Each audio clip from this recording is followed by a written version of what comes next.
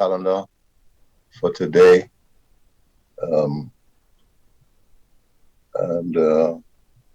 The first case that we will have is Polanco versus Southern Holdings LLC and Richard Washburn, number 103 of 2021. Attorney Holt, and Attorney Denzing. Okay. All right. So we will start with this case, and Attorney Holt,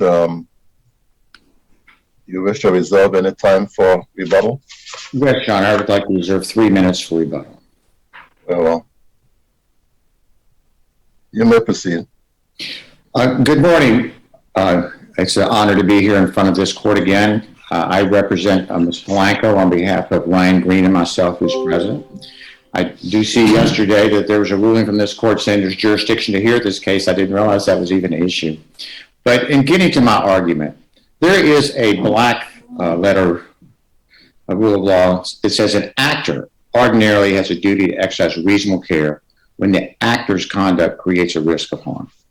And that is physical harm. And that is right in the restatement third of towards section 7. That's one of the main sections. If an actor's conduct creates a risk of physical harm, then the actor can be liable. However, up till now, that rule doesn't apply to a landlord. And under the holding in White versus Spenceley Realty, a landlord is not liable, even if he created, his conduct created the risk of harm under the current rule of law. And that's because in White versus Spenceley Realty, the restatement second provisions were adopted. And under section 356 of the restatement second, a landlord is not liable for physical harm. There's absent certain exceptions which don't apply here, such as a duty to repair, retaining control of the lease, things like that. And so the only way that Ms. Polanco can recover in this case is if this court decides to extend that very basic rule of law. When an actor's conduct creates a risk of physical harm, he's liable for it. And this case I invite you in this case to address that rule of law and eliminate the idea that a landlord doesn't have this liability where everybody else does. And in that regard, section 53B of the restatement third of torts creates this rule. And it states that a lessor owes to the lessee and other entrants on the leased premises the following duties. And B says a duty of reasonable care under section 7 for any risks that are created by the lessor in the condition of the leased premises. And that's just a common sense rule of law. Lessor, your conduct creates something that causes physical harm, you should be liable. Now, because of White versus Spenceley, that's not the law in this jurisdiction, but this court has said both in Antilles School versus Limpak and Wilkinson versus Wilkinson, the cases that predate 2012 are not necessarily binding, and the court should conduct a Banks analysis to see if it should still be the law. In White versus Spenceley, it was a 2010 case. So when we filed this case, we knew that if White versus Spenceley remains the law in this jurisdiction, that we would not prevail in this case. But we asserted that the court below should do a Banks analysis and adopt the restatement of towards third section 53B. And in that regard, so you agree that what is the conduct that you are talking about that the landlord did that create liability in this case? Okay, the landlord, for the purpose of this record, it's undisputed the landlord built the walkway or driveway which leads to the premises, which is uneven, rough, an improper walkway, which the plaintiff fell upon when she was trying to interview. Attorney, am I correct that you're talking about a ramp? I am talking about the ramp. Right, okay. Wasn't that ramp utilized for vehicular traffic rather than pedestrian traffic? Now, the record in this case... of the ramp for vehicular traffic? Now, the record in this case, taken light most favorable to the plaintiff, is that is the only access to the building. Now, I do understand... Hold on one cotton-picking minute there, Attorney Holt. Mr. Washburn, in his deposition, made it exceedingly clear that there was a door to enter into that building. Now, your client initially said that there was no door, there was no other entrance, which I find flabbergasting. But be that as it may, then she subsequently said that there was in fact a door, but it appears to be blocked with debris and other things that Mr. Koning, who was the lessee, he was the one that was supposed to make sure that all that is cleared, which for whom she was working. Well, I respectfully submit to taking the facts in the light most favorable to the plaintiff in this case is the affidavit of Mr. Koenig that rampway was the access to the building and there was no other access. And the plaintiff testified the same. So while that might be a fact that the plaintiff's testimony is conflicting. She first said there was no entrance, and then she said that there was a door, the same door that Mr. Washburn made reference to. Right, but Mr. Koenig said that the access was through the rampway, and the plaintiff testified that that's the only access she ever used, and she never stated that that access existed. That's a disputed question of fact. Well, wait, hold on now. Isn't it true that the mere fact that she doesn't use what's accessible, the door, it's still in existence and was utilized by her because it was utilized by Mr. Washburn? I would respectfully submit that that's a disputed question of fact, whether it existed and whether she could use it.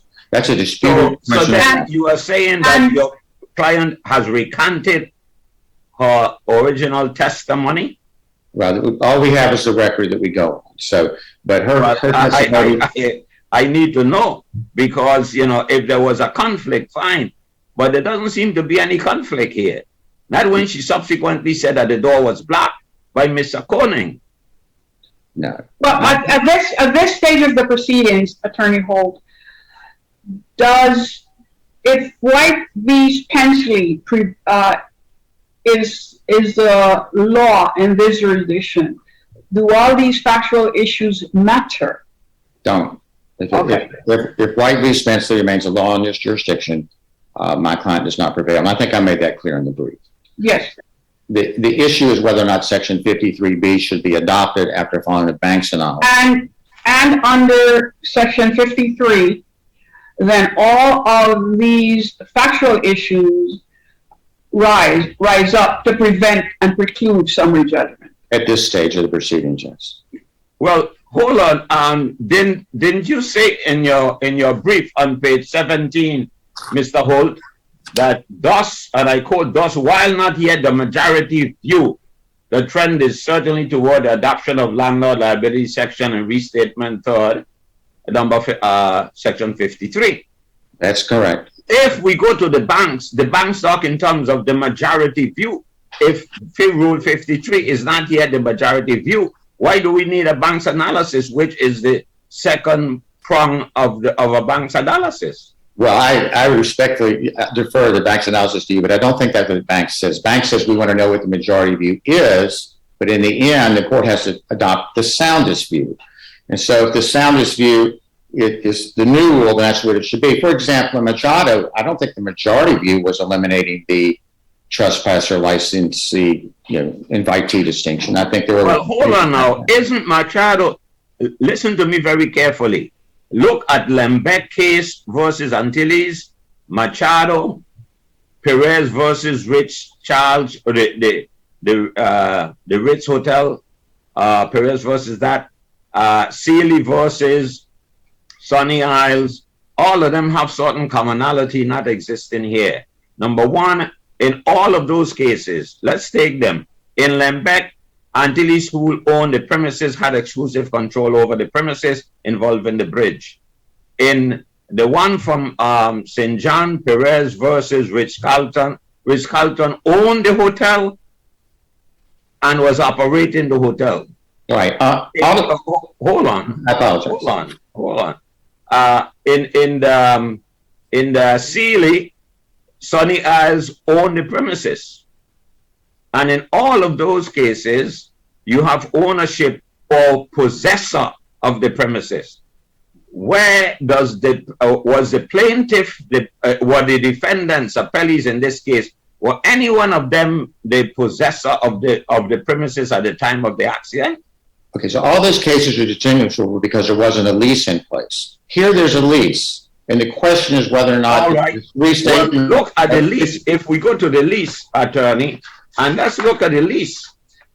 The lease in terms of talk about paragraph 10, paragraph 11, lesser not liable under 11, indemnification under 10, repairs by the lessee, which is Mr. Koning, which is the boss to your client, and nuisance. You read all four of those, and it is clear, obviously clear, that Mr. Conan, that was operating the welding shop and was in the construction business, he had exclusive control and occupancy of the premises. No Yes, other tenant were occupying this premises. In He Southern was in Holdings, charge of everything. okay, in He Southern was the Holdings, one that would have real and constructive notice of anything untoward on the premises. okay, and Southern Holdings can try to recoup their losses if they lose this case from him. But I respectfully submit that there is no dispute that the landlord should still be liable for dangerous conditions it created. That's what this is all about. The lease doesn't. What is the circumstances that the landlord created when the landlord had absolutely nothing to do with that property and operation of the business? The landlord built a rampway that was used to access the building upon which the plaintiff fell. That's right, and that was for vehicular traffic, not pedestrian traffic, because there was a door in that same building right around the corner that was blocked by Mr. Cohen, who was the possessor of the property, when he put all those debris and things to impede or obstruct your client from accessing the bottom part. Why would extending the liability of the landlord under the as the restatement third does, conceitedly a minority view? Why is that, or why would that be the best rule for this territory? Well, I think there I go to the case of Walters versus Walters. And the question is, when you're adopting the best rule. Pardon me, I didn't hear what you said on that one. You said what? The last one you said, the case? The case as Walters versus Walters is cited in my brief. And in that case, the court held that in determining the best rule, you look at deterring wrongdoing and compensate, or deterring the tortfeasor and compensating the plaintiff. So if you followed that rule, you would adopt the new rule, which simply makes the landlord liable for acts he creates. That's all it does. It doesn't do anything more than make him liable, just like everyone else would be under Section 7, and eliminate that protection that landlords have traditionally held.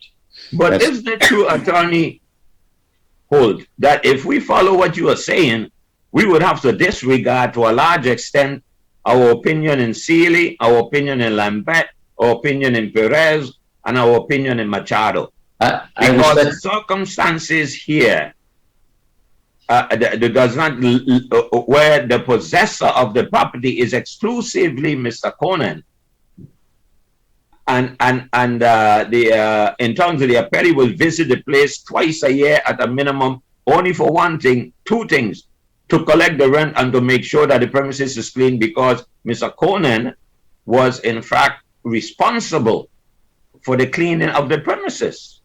She works for him. He was the one that sent her down that road. That road built. Let me ask you, Attorney Holt. Traffic. Since 2012, when the third restatement was adopted, has there been any case that has considered it and rejected it in favor of continuing under the restatement second? I am unaware of any court opinion that has considered it and rejected it or expressly adopted it. Okay. I'm aware of cases that expressly adopted the rationale, which are ones I cited. And it's the minority view because it's a new rule, and really a lot of cases haven't yet addressed it. Yes, I think that's an accurate statement. I see my time is up. So. Would you say that this new rule is actually more consistent with the rules expressed in Machado and Perez and the rest of them? Yes, what it does is it eliminates that historic protection that landlords get and simply makes them liable for negative things they create. Conduct. Right. Okay, thank you. You'll hear from the appellee. So, Attorney Densing, you may proceed. Good morning, Your Honors. May it please the court. Matthew Dunsing together with Joseph Sauerwein here on behalf of the appellees. I would respectfully request to reserve 3 minutes of rebuttal time. I don't think you get to resolve anything. Judge, I misunderstood your instructions then from our meeting last week. So the appellant gets to resolve the appellee. That's fine, Your Honor. You've got your full 15 minutes to make your case. But we'll give you 2 minutes to start with to begin. Thank you, Judge. There's a fundamental reality here that the appellant doesn't want to talk about and has been avoiding talking about all along, and that is that Ms. Polanco sued the wrong party. Ms. Polanco should have sued the wrongdoer here, and that is Mr. Koenig. And that's a mistake that was made on behalf of Ms. Polanco, and they're trying to unfairly attribute that mistake to the trial court. There was a remedy for Ms. Polanco, and that was to sue Mr. Koenig, the exclusive possessor of the property, her employer who should have had work comp, and the person solely responsible for creating the dangerous condition that upon which she apparently slipped and fell. And so the trial court correctly determined a question of law, not a question of fact. The trial court correctly determined the question of duty, and duty is a determination of law that a trial court is perfectly within the province of the trial court. And we believe that when the trial court determined that our clients owed no duty to Ms. Polanco, that was entirely correct, and it was based upon undisputed facts. Basically, what the appellants are asking this court to do is they are asking this court to impose a duty upon a party that not only had no possession of the property, but had no legal right to possess the property. I think one of the critical points that the trial court relied upon and is underlying the entire opinion is, and in fact, the trial court refers to the arduous legal process that our clients were undergoing to try to get Mr. Koenig to clean up the property. And then after he defaulted on first, the lease, second, the mediated settlement agreement, third, the court judgment. Doesn't the lease agreement says that if the lessee doesn't make the repairs and doesn't clean up the property, that the landlord has the right to go in and do that and charge it against the tenant? Yes, Your Honor, but we all know that in the Virgin Islands, there's a very strict prohibition against self-help. And no, but didn't the lease itself provide that they had a right to enter and inspect and the right, it says if the lessee fails to make such repairs or restorations and maintain the premises in at least as good condition at the commencement of the lease, the lessor may make the same at the expense of the lessee and collect the additional rent thereof. Doesn't the landlord has the right that if the tenant fails to make the repairs that they can go in and do it? Judge, we were in litigation with Mr. Koenig for over a year. I understand that, but regardless of the summary disposition or whatever, the forcible entry and detainer provisions, under the lease at any time, and you have another provision dealing with nuisance, which says that if there's a nuisance, the landlord has the right and therefore probably the obligation to go in and correct it. We believe, Judge, our clients should be commended for following the proper legal processes rather than engaging in self-help. But that's not self-help. Isn't that in the lease? The lease assign the duties between the parties? I think Mr. Koenig was in breach of the lease. I think that the parties were in litigation. Bear in mind, this was serious litigation, Judge. We tried an FED case initially. Mr. Koenig filed his own countersuit, and for us to just come onto the property while there was active litigation, there absolutely would have been an allegation. But the lease says that you give them, I think, 24 hours notice of your intent to come on and make the repairs. It doesn't I'm not talking about repossessing the property. I'm talking about exercising your leasehold rights that you have. And which, and which repairs would that have been, Your Honor? Mr. Koenig blocked the entrance to the building, not our client. And, but your client was aware that that was being used as the main entrance to the building. He himself, Washburn himself testified that he used it on at least 2 occasions to enter the building. Mr. Washburn had no knowledge that Ms. Polanco was using a vehicle ramp to access the building. And both, it was undisputed in the record that to the extent there was a dangerous condition on this vehicle ramp, it was created that very same day by leaking hydraulic fluid from one of Mr. Koenig's pieces of equipment and rain. And there's absolutely no way that Mr. Washburn could have been on notice about that. Justice, but those are questions of fact that, you know, whether or not may very well preclude summary judgment. So since you and I are arguing about them, maybe it's not a question of fact, Judge. That's in the plaintiff, Ms. Polanco's own affidavit and in her own complaint. We didn't put that evidence in. Ms. Polanco put that evidence in. You know, if you look at her affidavit and her amended complaint. Well, the most remarkable thing, Mr. Washburn, in his deposition, he was asked, have you ever noticed a ramp being slick in any way on any of your visits? And he said, no, because I usually walk up and down the ramp. I mean, the ramp was for vehicles. I walk around and into the door. Correct. That's how he would access the place. Correct. You know, correct. And he even was trying to find where the door was and explain it in a photograph that he was shown that it was around the corner, but there was a door right there. You can go around to the right. There's a regular door, a door which I usually go through that door. It was on the side of the building. You know, so there was in fact a door right there that was blocked by Conan that Mr. Washburn would utilize or use. He might occasionally use the ramp, but everyone knows that it was what? A vehicular ramp.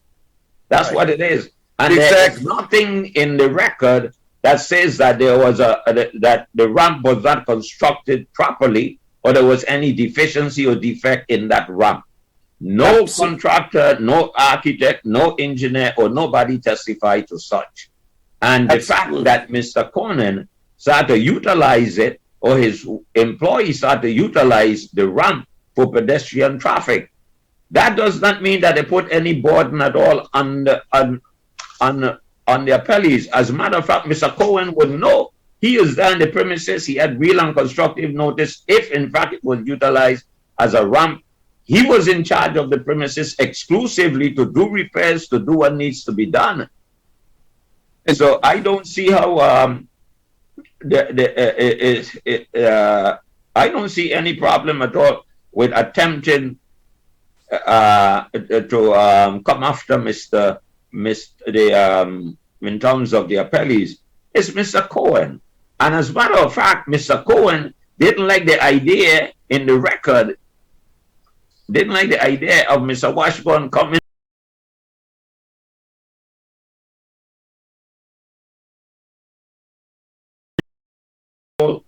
That's his employee. He knew what if there was any defect or deficiencies or repairs that was made.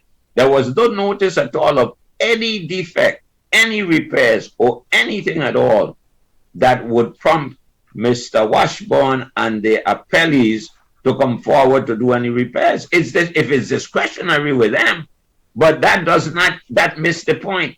It being discretionary with them to fix it and then charge him. No, he had the primary duty under the 4 clauses, including the one for indemnification, the one called for nuisance, repairs by the lessee, all of the clauses here, all of them. And remember now, he agreed that lessors will not be liable.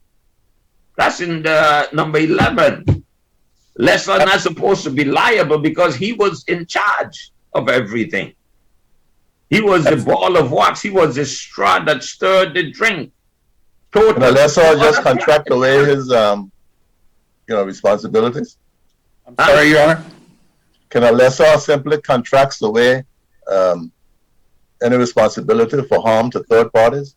That's another false premise in this case, Your Honor. The important distinction is not between a landowner and a lessor.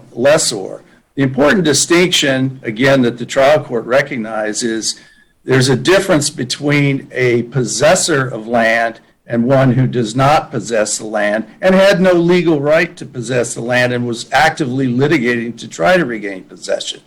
And under, as the court correctly ruled, and it was one of my cases, Machado, I remember it well, this court has already set the appropriate standard for premises liability, and that's foreseeability is the touchstone. And the trial court correctly recognized, as we're hearing from Justice Swan, is that Mr. Koenig was the one who was in the best position to prevent this accident from happening. And if the purpose of tort law is to deter a bad actor and then compensate an injured party, then Koenig is the bad actor. He's the one who was misusing the vehicle ramp as a walkway. He was the one who was forcing his employee to use the vehicle ramp when it was wet and slick with some kind of hydraulic fluid or oil from the forklift. He was the one who blocked Doesn't the proper entrance. also apportion fault amongst all the bad actors? There was no fault on the part of Washburn to be apportioned. He wasn't even in a position to see what Mr. Koenig was misusing the ramp. The whole notion of the ramp being some dangerous condition that my client allowed on the property is a total red herring. That ramp was perfectly fine as a vehicle ramp. It was the misuse by Koenig that created the dangerous condition. And counsel keeps talking about the ramp being steep and uneven. There was absolutely no evidence in the case about that ramp being steep and uneven. That's counsel's argument, and their brief is a little misleading on that because they imply that that's in Koenig's affidavit. Koenig doesn't say that.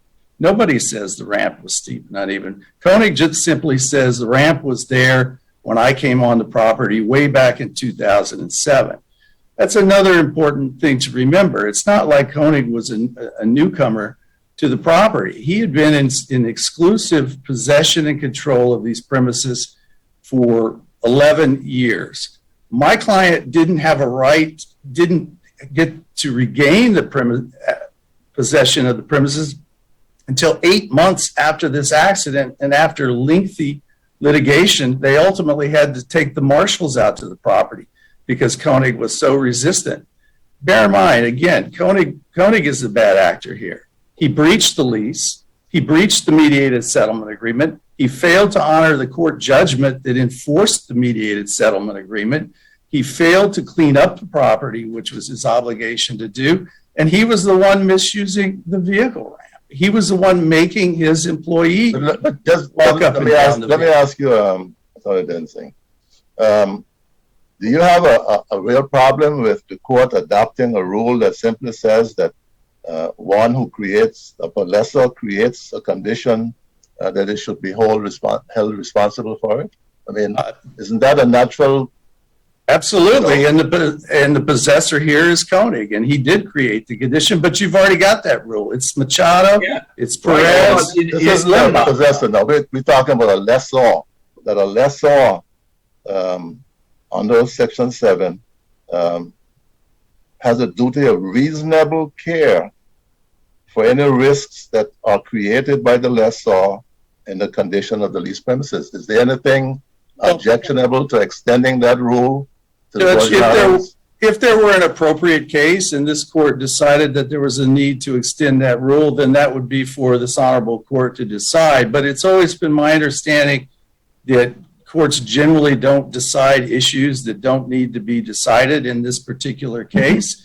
And in this particular case, as the trial court found, Machado, Limbach, Perez, those standards all work just fine in this case because there was no evidence that there was any dangerous condition that was put upon the property by the landlord. It's a complete red herring. Let me ask this, Attorney Dusing.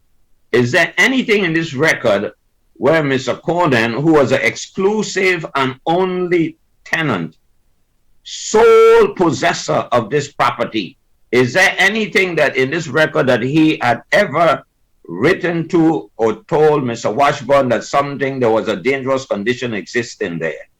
Nothing. None Your Honor. whatsoever. Nothing. Any kind of notice at all would first come to Mr. Conan, and he was obligated to do the repairs on the premises. Absolutely, So that Judge. if anything, he's the one that allowed it to get out of whack. But at the time that the property was rented with that ramp for vehicular traffic, nobody have said that that was a wrong ramp or there was some deficiency or defect in the ramp.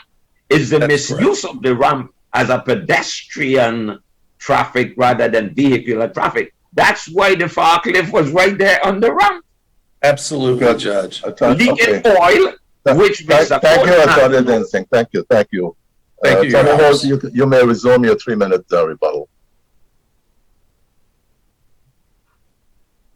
You're muted. You need to unmute. Thank you, Your Honor. I want to briefly touch base on a couple of points. There's no obligation for us to sue anybody. It's joint and several liability. If we can establish liability on the landlord, that's all we need to do. The landlord can file a third-party action, which actually they did in this case. Secondly, people, there's questions about, is this dangerous or not? I mean, the picture shows a pretty horrific situation, but there was no argument raised below this wasn't dangerous. The arguments were all on the legal issues. And under the Guardian Insurance versus Knight, that objection wasn't reserved for this appeal. It may be reserved for a next appeal if this court remands it. And finally, whether there was a suggestion that maybe we needed an expert or a contractor, but the Miller versus VI real estate kind of sets forth that rule. And because this wasn't raised below, we didn't address it. But that would be something, if this court remands it, to be addressed at a later time. In our view, really you come back to the general question: is a landlord going to be subject to the basic rule that if he is the actor, he has a duty of reasonable care when the actor's conduct creates a risk of physical harm. And all we're asking is that basic rule be extended to the landlord, and that the archaic rule, which gives a landlord immunity from that, which has no place now, because if they created it, then they should be responsible for it. Attorney, you keep on saying that, you keep on talking about some circumstances where some danger were created or some other sort. What exactly are you talking about? Are you talking about the ramp? Yes. The ramp for vehicular traffic in which the forklift was on that would access the place? My client signed How was that a dangerous thing? Well, because it's steep. If you can see from the picture, it's uneven. It's rough. It's not at proper access for people to walk up and down. But that issue wasn't really reserved for this appeal, and that issue may come back to those expert things. But the picture alone would be enough to establish liability here. And the client testified in her deposition having to walk down that steep ramp and how treacherous it was. So those are facts to be resolved if this court remands this case. Those are factual issues that would have to be resolved, and really not by way of summary judgment, but by way of trial based upon the Albane and Reimer and other Machado opinions this court has issued. So we would respectfully submit, in this case, really the issue is, should we extend that duty of reasonable care under Section 7 to landlords? Because that's really the new rule in Rule 53.